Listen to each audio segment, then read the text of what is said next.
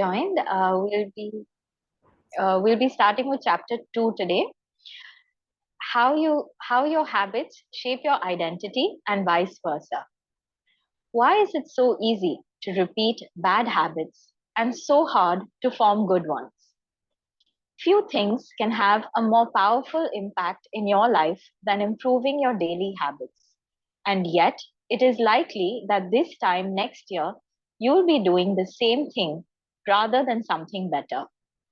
It often feels difficult to keep good habits going for more than a few days, even with sincere effort and the occasional burst of motivation.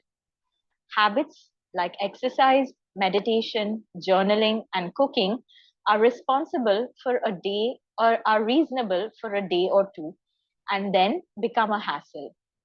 However, once your habits are established, they seem to stick around forever, especially the unwanted ones. Despite our best intentions, unhealthy habits like eating junk food, watching too much television, procrastinating, and smoking can feel impossible to break. Changing our habits is challenging for two reasons. One, we try to change the wrong thing. And two, we try to change our habits in the wrong way. In this chapter, I'll address the first point. In the chapters that follow, I'll answer the second. Our first mistake is that we try to change the wrong thing. To understand what I mean, consider that there are three levels at which change can occur. You can imagine them like the layers of an onion.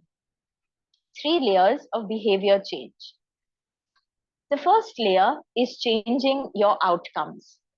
This level is concerned with changing your results, losing weight, publishing a book, winning a championship. Most of the goals you set are associated with this level of change. The second layer is changing your process. This level is concerned with changing your habits and systems, implementing a new routine at the gym, decluttering your desk for better workflow, developing a meditation practice. Most of the habits you build are associated with this level. The third and deepest layer is changing your identity. This level is concerned with changing your beliefs, your worldview, your self image, your judgments about yourself and others. Most of the beliefs, assumptions, and biases you hold are associated with this level. Outcomes are about what you get, processes are about what you do. Identity is about what you believe.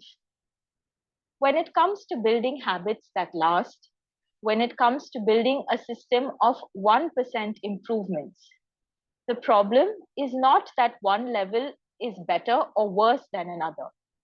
All levels of change are useful in their own way.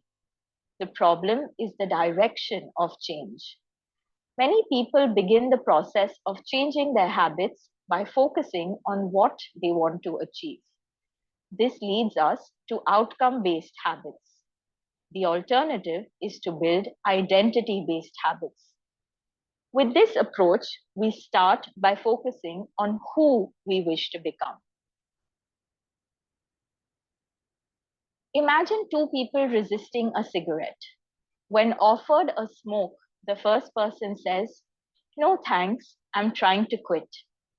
It sounds like a reasonable response, but this person still believes they are a smoker who is trying to be something else. They are hoping their behavior will change while carrying around the same beliefs. The second person declines by saying, "No thanks, I'm not a smoker." It's a small difference, but this statement signals a shift in identity. Smoking was part of their former life, not their current one. They no longer identify as someone who smokes. Most people don't even consider identity change when they set out to improve. They just think, "I want to be skinny," which is the outcome. And if I stick to this diet, then I'll be skinny, the process. They set goals and determine the actions they should take to achieve those goals without considering the beliefs that drive their actions.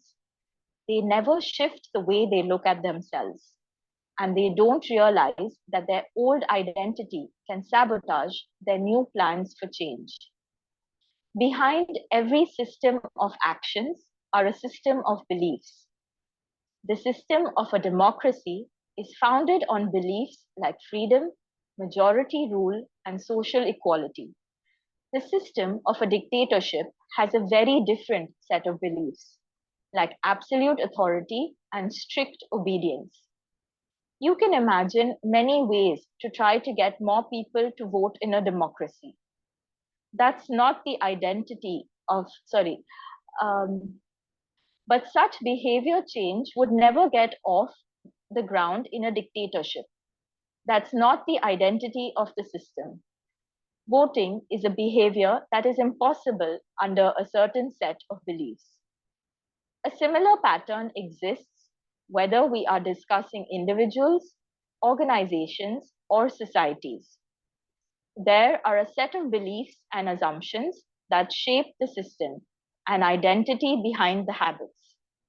Behavior that is incongruent with the self will not last. You may want more money, but if your identity is someone who consumes rather than creates, then you'll continue to be pulled towards spending rather than earning. You may want better health, but if you continue to prioritize comfort over accomplishment, you will be drawn to relaxing rather than training. It's hard to change your habits if you never change the underlying beliefs that led to your past behavior. You have a new goal and a new plan, but you haven't changed who you are. The story of Brian Clark, an entrepreneur from Boulder, Colorado, provides a good example. For as long as I can remember, I've chewed my fingernails, Clark told me. It started as a nervous habit when I was young and then morphed into an undesirable grooming ritual. One day, I resolved to stop chewing my nails until they grew out a bit. Through mindful willpower alone, I managed to do it. Then Clark did something surprising. I asked my wife to schedule my first ever manicure, he said. My thought was that if I started paying attention to maintain my nails, I wouldn't chew them. And it worked, but not for the monetary reason. What happened was the manicure made my fingers look really nice for the first time. The manicurist even said that other than the chewing, I had really healthy, attractive nails. Suddenly, I was proud of my fingernails. And even though that's something I had never aspired to, it made all the difference. I've never chewed my nails since, not even a single close call. And it's because I now take pride in properly caring for them. The ultimate form of intrinsic motivation is when a habit becomes part of your identity. It's one thing to say, I'm the type of person who wants this. It's something very different to say, I'm the type of person who is this. The more pride you have in a particular aspect of your identity, the more motivated you will be to maintain the habits associated with it. If you're proud of how your hair looks, you will develop all sorts of habits to care for and maintain it. If you're proud of the size of your biceps, you will make sure you never skip an upper body workout. If you're proud of the scarves you knit, you'll be more likely to spend hours knitting each week. Once your pride gets involved, you will fight tooth and nail to maintain your habits. True behavior change is identity change. You might start a habit because of motivation, but the only reason you'll stick with one is that it becomes a part of your identity. Anyone can convince themselves to visit the gym or eat healthy once or twice. But if you don't shift the belief behind the behavior, then it is hard to stick with long-term changes. Improvements are only temporary until they become part of who you are. The goal is not to read a book. The goal is to become a reader. The goal is not to run a marathon. The goal is to become a runner. The goal is not to learn an instrument. The goal is to become a musician. Your behaviors are usually a reflection of your identity. What you do is an indication of the type of person you believe that you are, either consciously or non consciously. Research has shown that once a person believes in a particular aspect of their identity, they are more likely to act in alignment with that belief. For example, people who identified as being a voter were more likely to vote than those who simply claimed voting was an action they wanted to perform. Similarly, the person who incorporates exercise into their identity doesn't have to convince themselves to train. Doing the right thing is easy.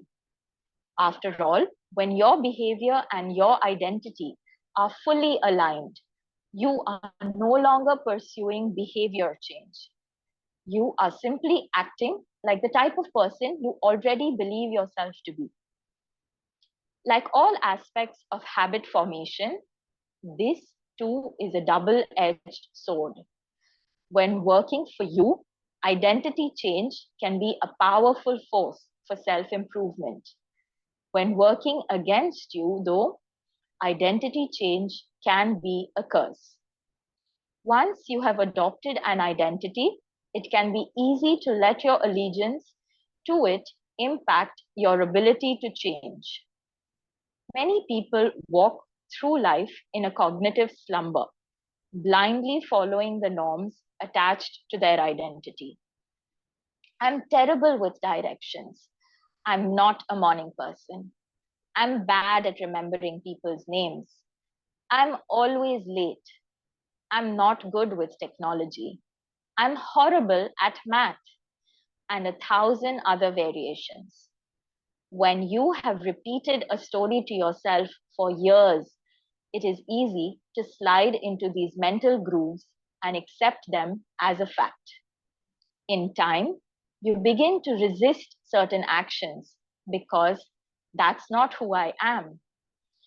There is internal pressure to maintain your self image and behave in a way that is consistent with your beliefs. You find whatever way you can to avoid contradicting yourself.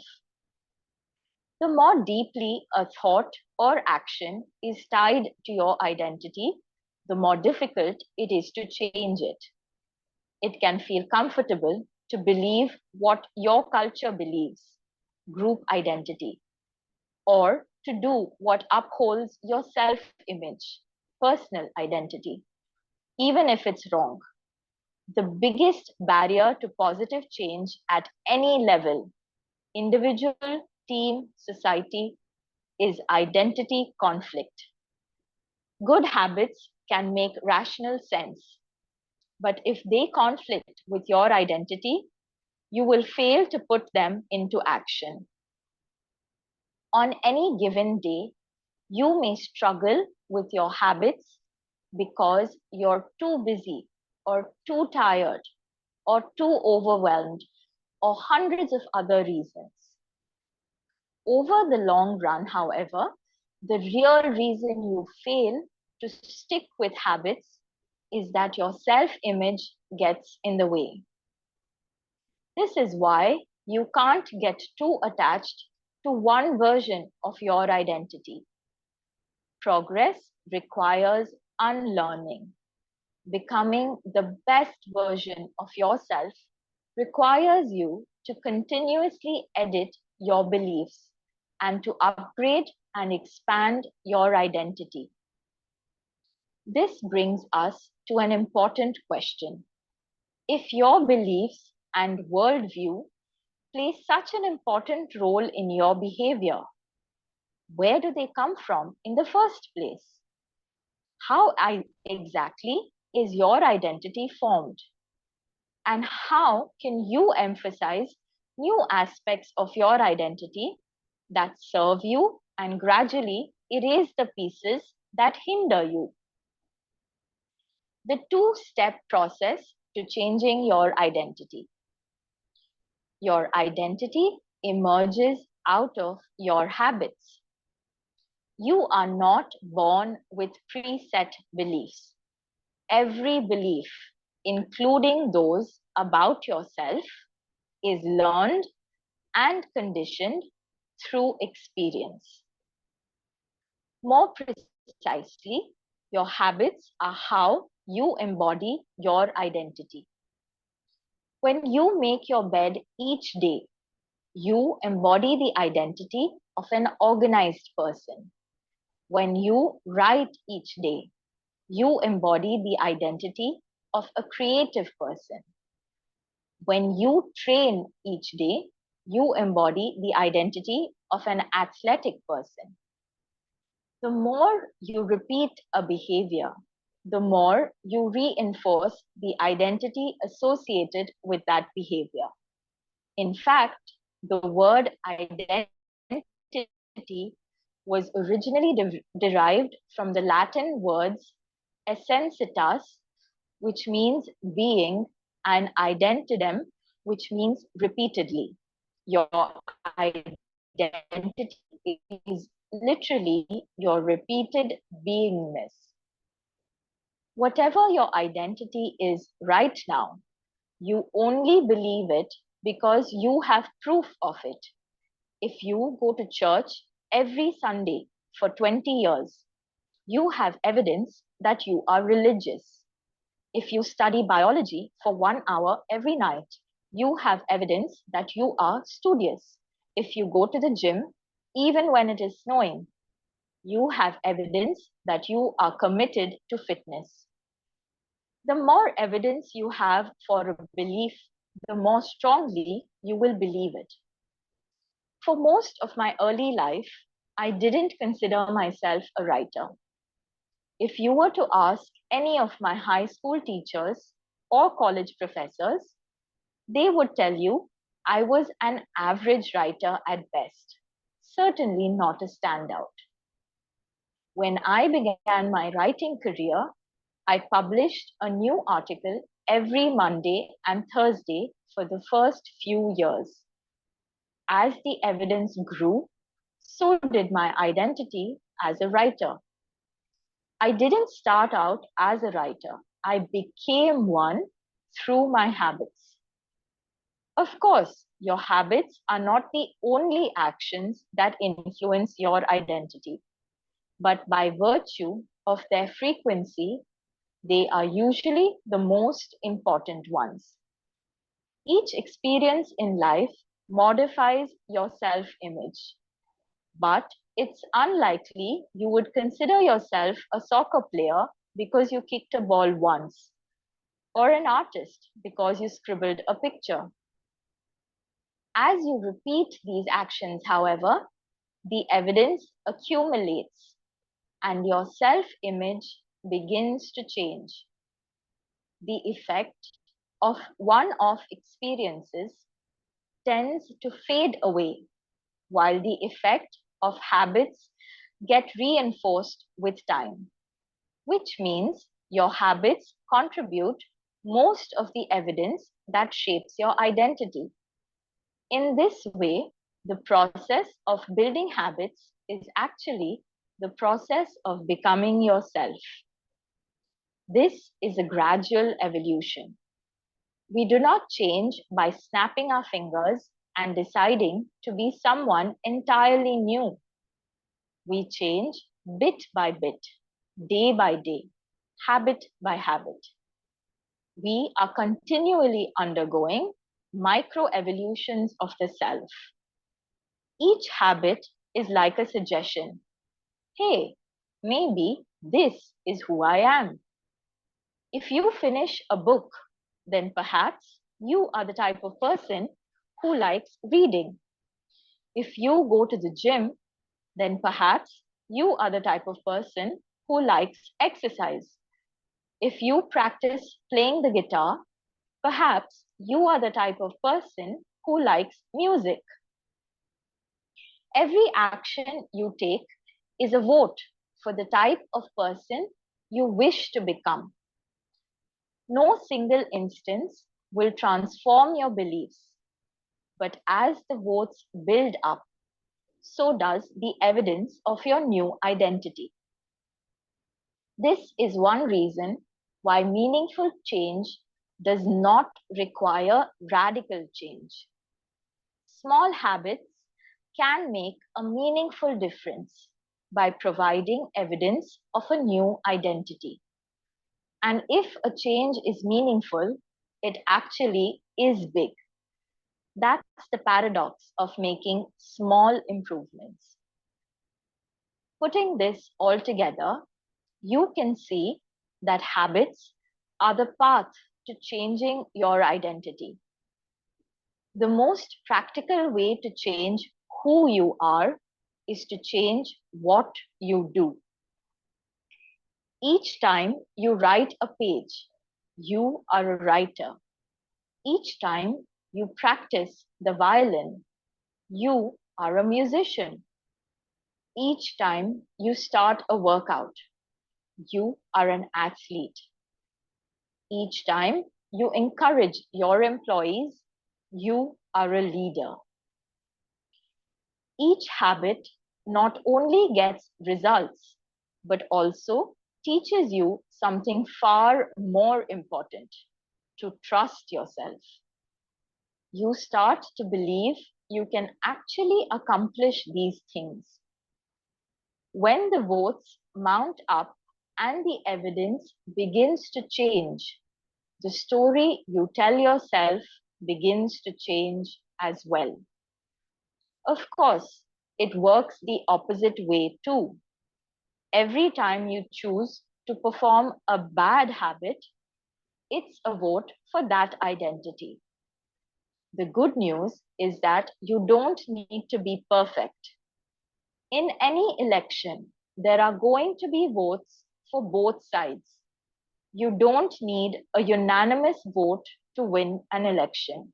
You just need a majority. It doesn't matter if you cast a few votes for bad behavior or an unproductive habit. Your goal is simply to win the majority of the time. New identities require new evidence. If you keep casting the same votes you've always cast, you're going to get the same results you've always had. If nothing changes, nothing is going to change. It's a simple two-step process. Decide the type of person you want to be. Prove it to yourself with small wins. First, decide who you want to be. This holds at any level: as an individual, as a team, as a community, as a nation. What do you stand for? What are your principles and values? Who do you wish to become? These are the big questions, and many people aren't sure where to begin. But they do know what kind of results they want: to get six-pack abs, or to feel less anxious, or to double their salary. That's fine. Start there and work backward from the results you want to the type of person who could get those results. Ask yourself, who is the type of person that could get the outcome I want? Who is the type of person that could lose 40 pounds? Who is the type of person that could learn a new language? Who is the type of person that could run a successful startup? For example, who is the type of person who could write a book? It's probably someone who is consistent and reliable. Now your focus shifts from writing a book, which is outcome based, to being the type of person who is consistent and reliable, identity based. This process can lead to beliefs like, I'm the kind of teacher who stands up for her students. I'm the kind of doctor who gives each patient the time and empathy they need. I'm the kind of manager who advocates for her employees. Once you have a handle on the type of person you want to be, you can begin taking small steps to reinforce your desired identity. I have a friend who lost over 100 pounds by asking herself, what would a healthy person do? All day long, she would use this question as a guide. Would a healthy person walk or take a cab? Would a healthy person order a burrito or a salad? She figured if she acted like a healthy person long enough, eventually she would become that person. She was right. The concept of identity based habits is our first introduction to another key theme in this book: feedback loops. Your habits shape your identity, and your identity shapes your habits. It's a two-way street. The formation of all habits is a feedback loop, a concept we will explore in depth in the next chapter.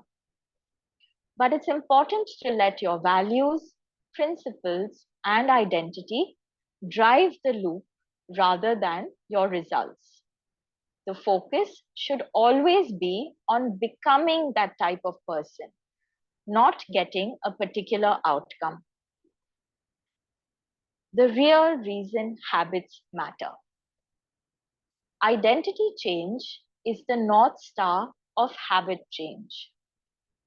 The remainder of this book will provide you with step-by-step instructions on how to build better habits in yourself, your family, your team, your company, and anywhere else you wish. But the true question is, are you becoming the type of person you want to become? The first step is not what or how, but who. You need to know who you want to be. Otherwise, your quest for change is like a boat without a rudder. And that's why we are starting here. You have the power to change your beliefs about yourself. Your identity is not set in stone. You have a choice in every moment. You can choose the identity you want to reinforce today with the habits you choose today. And this brings us to the deeper purpose of this book and the real reason habits matter. Building better habits isn't about littering your day with life hacks. It's not about flossing one tooth each night, or taking a cold shower each morning, or wearing the same outfit each day. It's not about achieving external measures of success, like earning more money, losing weight, or reducing stress. Habits can help you achieve all of these things, but fundamentally, they are not about having something. They are about becoming someone. Ultimately, your habits matter because they help you become the type of person you wish to be. They are the channel through which you develop your deepest beliefs about yourself. Quite literally, you become your habits. Chapter summary. There are three levels of change: outcome change, process change, and identity change. The most effective way to change your habits is to focus not on what you want to achieve, but on who you wish to become. Your identity emerges out of your habits. Every action is a vote for the type of person you wish to become. Becoming the best version of yourself requires you to continuously edit your beliefs and to upgrade and expand your identity. The real reason habits matter is not because they can get you better results, although they can do that, but because they can change your beliefs about yourself. That brings us to the end of chapter 2. Would you like me to continue with chapter 3, or do we pause here and discuss chapter 2 first?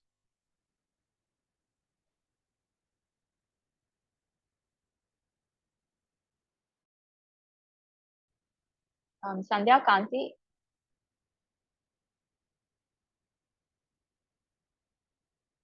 Yeah. do I continue or should we pause here for today? Well, we continue and then maybe in the end have a little discussion. Okay, sure. Chapter 3: How to build better habits in 4 simple steps. In 1898, a psychologist named Edward Thorndike conducted an experiment that would lay the foundation for our understanding of how habits form and the rules that guide our behavior. Thorndike was interested in studying the behavior of animals, and he started by working with cats. He would place each cat inside a device known as a puzzle box. The box was designed so that the cat could escape through a door by some simple act, such as pulling at a loop of cord, pressing a lever, or stepping on a platform. For example, one box contained a lever that, when pressed, would open a door on the side of the box. Once the door had been opened, the cat could dart out and run over to a bowl of food. Most cats wanted to escape as soon as they were placed inside the box. They would poke their nose into the corners, stick their paws through openings, and claw at loose objects. After a few minutes of exploration, the cats would happen to press the magical lever. The door would open and they would escape. Thorndike tracked the behavior of each cat across many trials. In the beginning, the animals moved around the box at random, but as soon as the lever had been pressed and the door opened, the process of learning began. Gradually, each cat learned to associate the action of pressing the lever with the reward of escaping the box and getting to the food. After 20 to 30 trials, this behavior became so automatic and habitual that the cat could escape within a few seconds.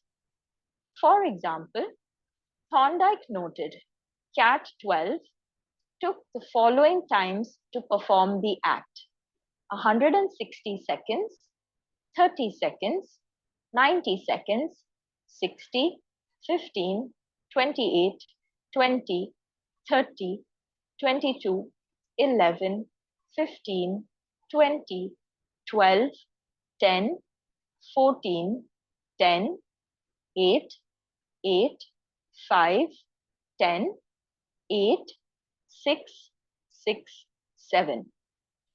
During the first 3 trials, the cat escaped in an average of 1.5 minutes. During the last 3 trials, it escaped in an average of 6.3 seconds. With practice,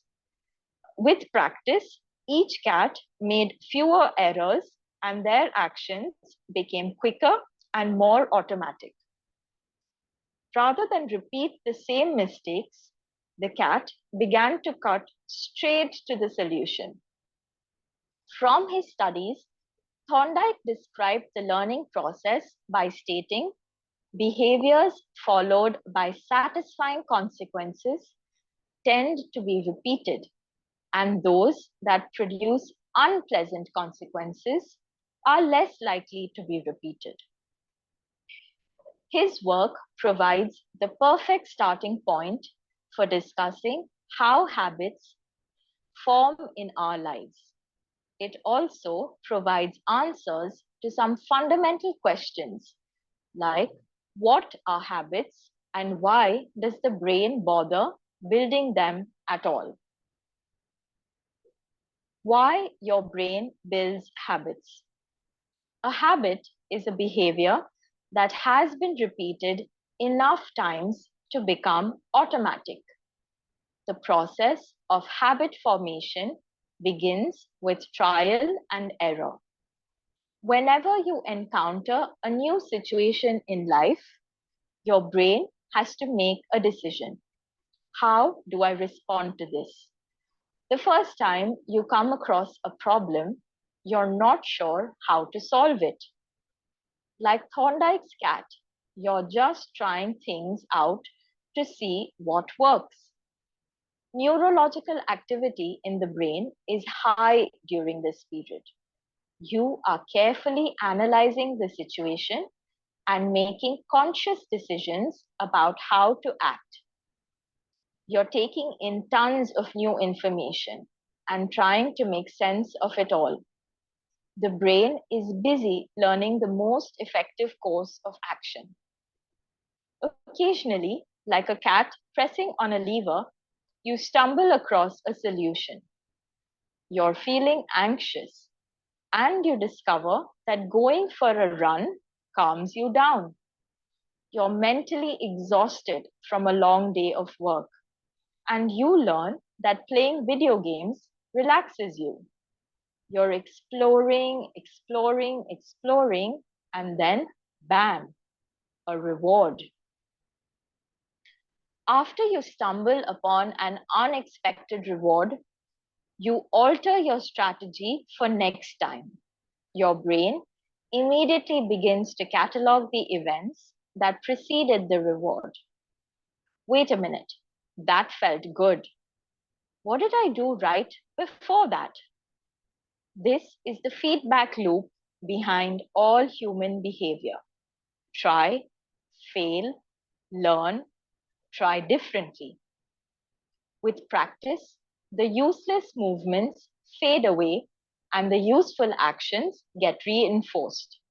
That's a habit forming. Whenever you face a problem repeatedly, your brain begins to automate the process of solving it. Your habits are just a series of automatic solutions that solves the problem and stresses you that solves the problems and stresses you face regularly. As behavioral scientist Jason Reha writes, habits are simply reliable solutions to recurring problems in our environment. As habits are created, the level of activity in the brain decreases. You learn to lock in on the cues that predict success and tune out everything else. When a similar situation arises in the future, you know exactly what to look for. There is no longer a need to analyze every angle of a situation. Your brain skips the process of trial and error and creates a mental rule. If this, then that. These cognitive scripts can be followed automatically whenever the situation is appropriate. Now, whenever you feel stressed, you get the itch to run. As soon as you walk in the door from work, you grab the video game controller. A choice that once required effort is now automatic. A habit has been created. Habits are mental shortcuts learned from experience. In a sense, a habit is just a memory of the steps you previously followed to solve a problem in the past. Whenever the conditions are right, you can draw on this memory and automatically apply the same solution. The primary reason the brain remembers the past is to better predict what will work in the future. Habit formation is incredibly useful because the conscious mind is the bottleneck of the brain. It can only pay attention to one problem at a time. As a result, your brain is always working to preserve your conscious attention for whatever task is most essential. Whenever possible, the conscious mind likes to pawn off tasks to the non-conscious mind to do automatically. This is precisely what happens when a habit is formed.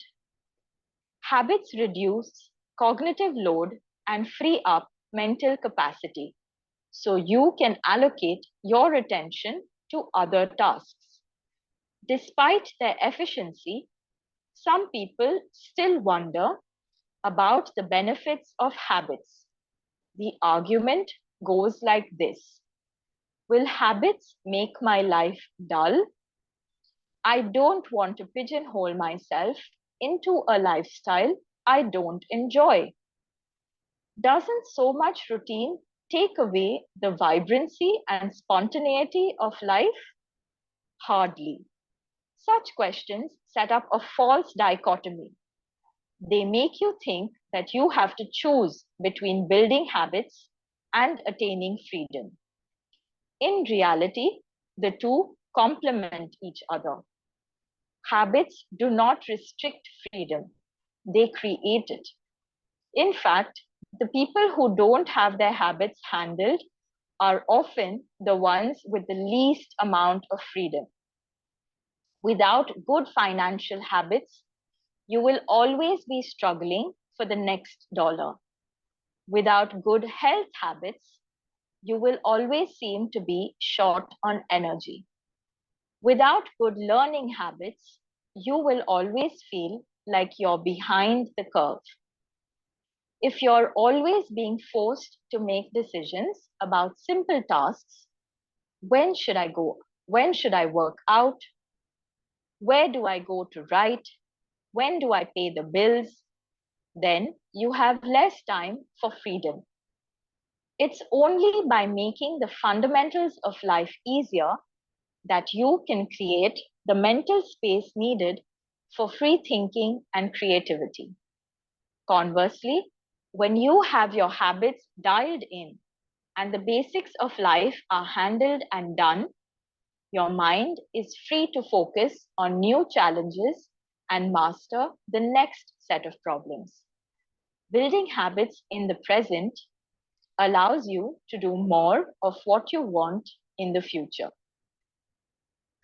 I think we'll continue the rest in tomorrow's session. Yeah. So for all those who joined in today, I hope you've understood what we've read in the previous chapter and the beginning of the third chapter. Is there anything from chapter 2 that struck with you, or is there anything that you resonated with, anything that you connected with that you'd like to share?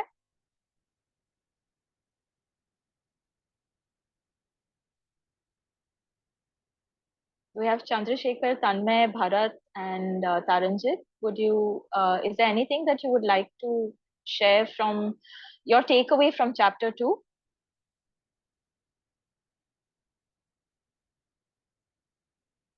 Hi, Meghana. Yes. Hi, everyone.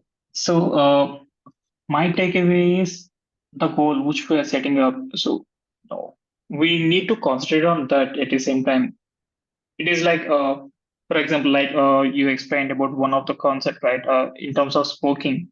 So Yes. instead of saying that I don't want to smoke, like instead of that, we can say that I'm not a smoker. So that even if you were a smoker before, so you can skip Correct. that thing in your mind. So and at the same Correct. time, if you continuously concentrate on the goals which you wanted to do, so that will surely impact. And daily consistency is very important. Is what my takeaway. Absolutely. Absolutely. So, like Bharat mentioned, it's not just for the negative habits that you're trying to change, even the positive habits that you want to start. If you start thinking of yourself as a reader or as a healthy person, you automatically start following through with habits that go along, with that lifestyle and that identity change. Chandrasekhar, Tanmay, Taranjit, anything that you'd like to share? Okay, I Yes, think ma'am. Chandrasekhar first. Yes. Yes, ma'am. Here the second chapter, your Yes. identity emerges out of your habits. Every Correct. action is a vote for the type of person you wish to become. Exactly, Yes. ma'am. I take this point in second chapter, and also Okay.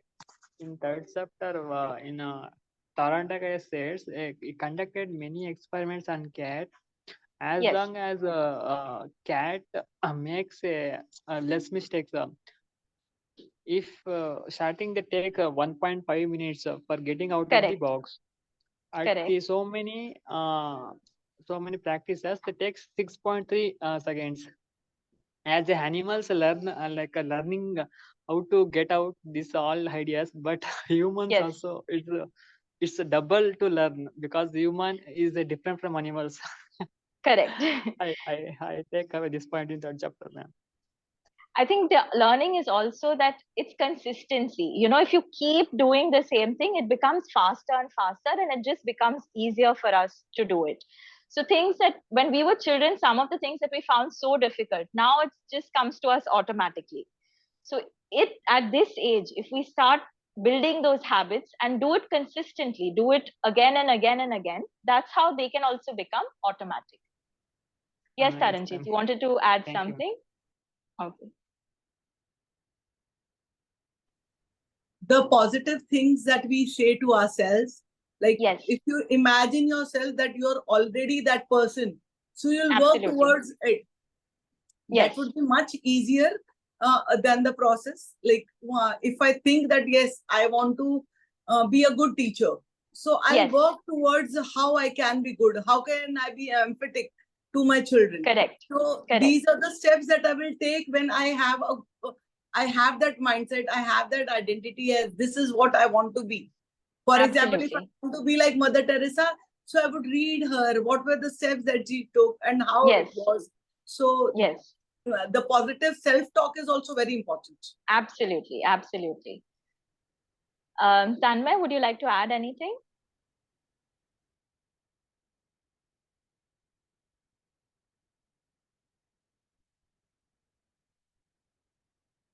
Tanmay, you can unmute yourself. Is there anything that you'd like to say? In chapter 2 or 3, were you able to follow? Is there anything that you didn't understand or you would like me to go over again?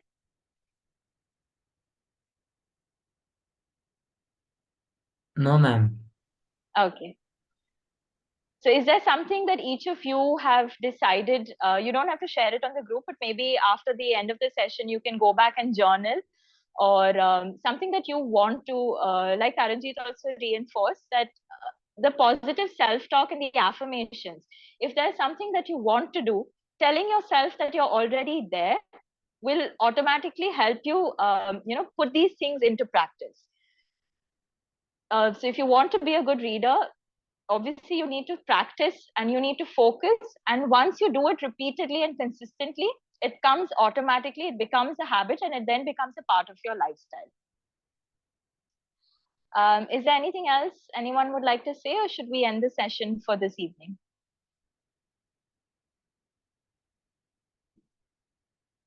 Sandhya, anything else? No, I think we can end. Okay. Good night, everyone. See you tomorrow. Thank you. Good night, everyone. Thank you. Bye bye. Good night.